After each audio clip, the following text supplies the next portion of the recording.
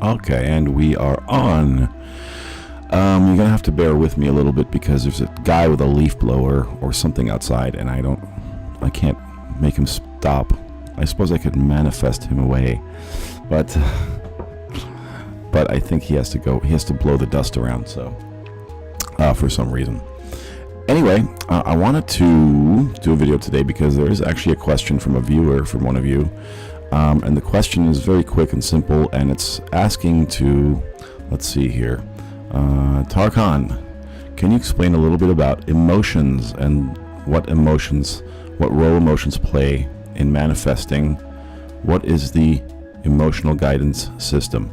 That's a fantastic question, and I actually have done a blog post about that, and I'm going to, there is a graphic that shows a really good one that shows the emotional guidance scale, which is a concept that Abraham Hicks talks about, and many of you have probably heard about this. So, but in a nutshell, if I'm going to just, the first thing to really touch on is the fact that you have a higher part of you that exists still in the non-physical realm, which is what Abraham Hicks talks about, which is the, this part of you that's sort of your ego, your monkey brain, is I like calling it the monkey brain. Your conscious mind, your awareness, the part that is aware of your surroundings and that is sort of in the world, is kind of just a very small fraction of the larger part of you that decided to manifest itself into this, focus itself into this physical existence, which is, in this case, it's your human identity, right? Your human form. Your human ego mind takes in information from the world around it, and therefore, from that information, formulates preferences and desires, right? Your higher self registers your desires. It's the larger part of you that decided to remain focused in the non-physical realm that is always guiding you through your emotions. So your emotions are nothing more than an indicator of how close you are to what you want, or how far away you are from what you want. It's the best analogy for this is something that Abraham uses, which is the analogy of the GPS system. Right, like your navigational system. You program in your destination where you want to go. In this case, that would be your desire, right? And as soon as you do that, your emotions are constantly trying to guide you in that direction. Through your feelings, your thoughts, your actions, whatever you're thinking about in a moment, your emotions respond to your thoughts. They respond to what you're saying, your words, your language.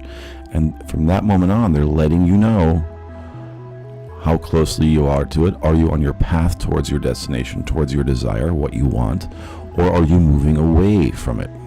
Right? So when you're moving away from something, and this is what Abraham refers to as rowing upstream, right, against the current, right? You'll start to you feel negative emotions. You start to feel things like, hopelessness or despair, or even anger and frustration and things like that. So when you start feeling that way in response to something you're thinking, or in response to something you're saying, that's your higher being, or your inner being, if you will. It's the same thing, letting you know that you are moving away from what you want with your thoughts, with your words, with your actions. You're moving away from your desire.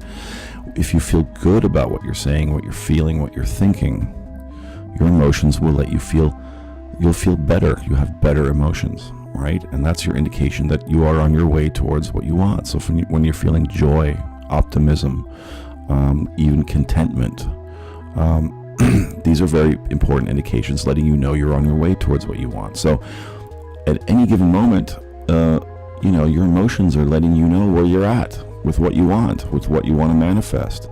And therefore, they're an important, integral part of our existence here in the physical realm, and as deliberate, creators and manifestors. They're incredibly important.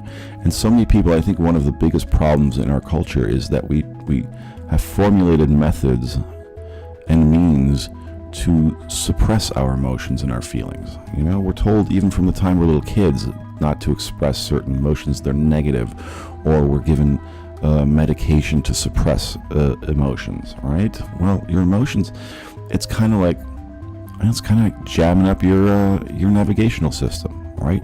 So your compass basically is what they are. They're like your compass, all right?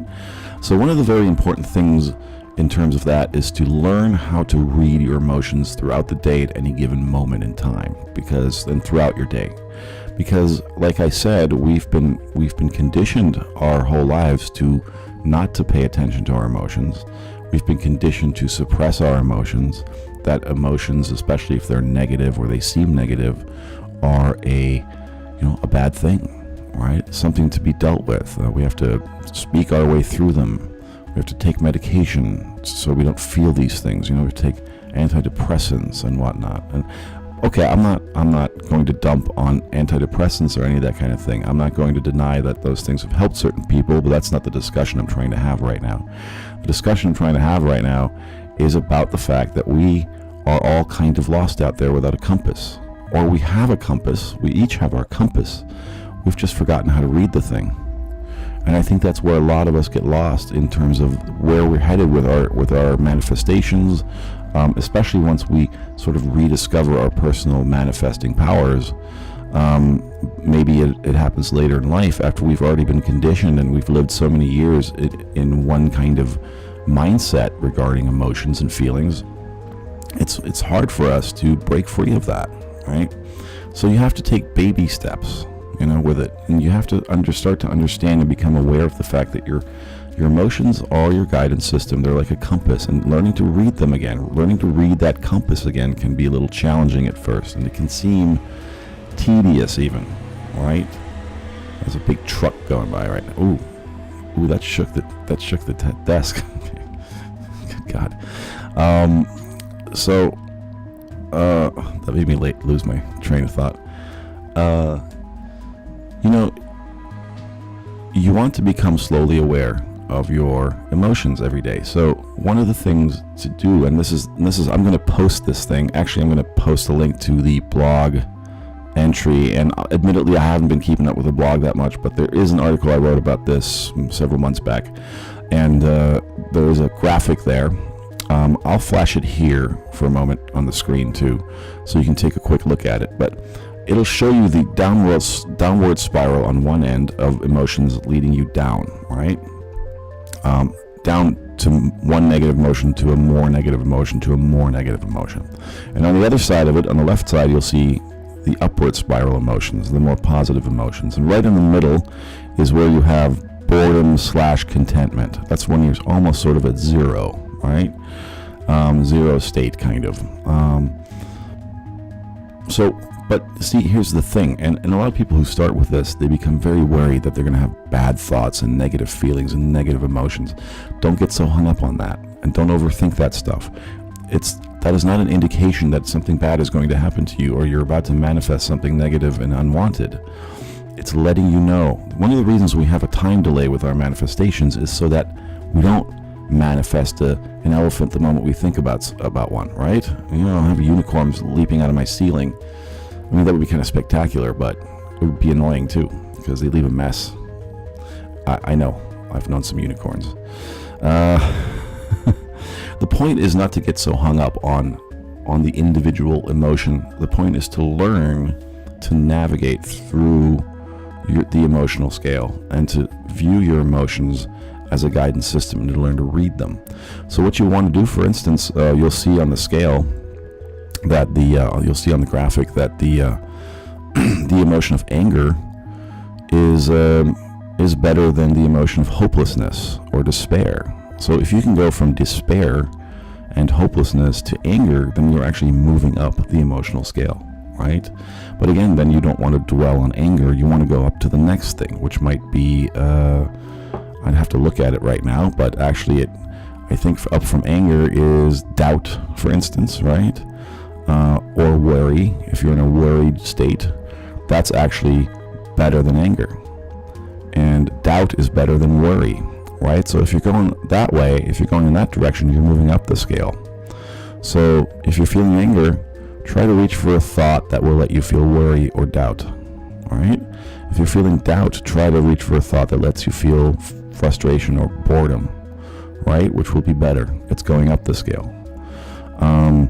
Now, if you're worried about something and then you go to anger, then you're moving down the scale, because you'll see on the scale that anger is below worry and doubt, right? So this is the kind of, take a minute to look at this thing and really study it, and then ask yourself throughout the day, maybe you can put it on your phone or something as you're walking around throughout your day, or if you're at work, and you have a moment to just think about, check in with yourself throughout the day, if you can, for just a few minutes here and there, right? And see, well, what's my emotional state right now? What are my thoughts right now? What am I thinking about? What am I speaking about, right? What am I listening to? What am I consuming that's causing me to feel a certain way? And then you want to become aware of that, and you want to kind of move yourself up step by step. Don't try to go from anger to contentment. That's not going to work. That's not going to work, right? You can't go from feeling worry and then jump all the way up to joy and expectation, right? That's not going to work. That's biting off way too much. Another analogy that Abraham Hicks uses, and I really love this one because it really demonstrates what that would feel like. I mean, if you're on a train going 80 miles an hour in one direction, and you want to be going 80 miles an hour in the other direction, you don't just change directions in the middle of that, because that would be much too jarring, right? You have to first slow down the train until it comes to a stop, and then you slowly start to build the momentum in the other direction until it reaches 80 miles an hour. So that's about momentum as well, all right? So your emotions are a very important indicator of where you are in terms of moment to moment, where you are on your path towards where you want to be, all right? And they're like road signs. They're like little indicators, or a little GPS that goes, take a left here, take a left here, right? And if you miss that left, that's okay. It'll reroute you.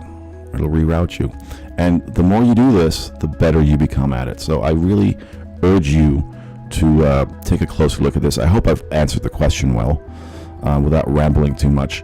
I also am going to put a link to a book, and this is a book by Esther Hicks and Jerry Hicks, The Incredible Power of Your Emotions. The link is down below in the description box. That's a great place to start if you want to read more in depth about this, all right? And there's also a link to the graphic and the blog entry that I wrote. Yes, and if anybody has any more questions, please leave them in the comments below. Hit like if you like, hit subscribe if you want to subscribe. Also, at the end of this video, as usual, you will see an email address, and if you have any questions for me along the lines of what this viewer asked, then please send them along in an email. I will do my best to answer them for you and hopefully feature them in a future video. And your identity will remain safe, by the way.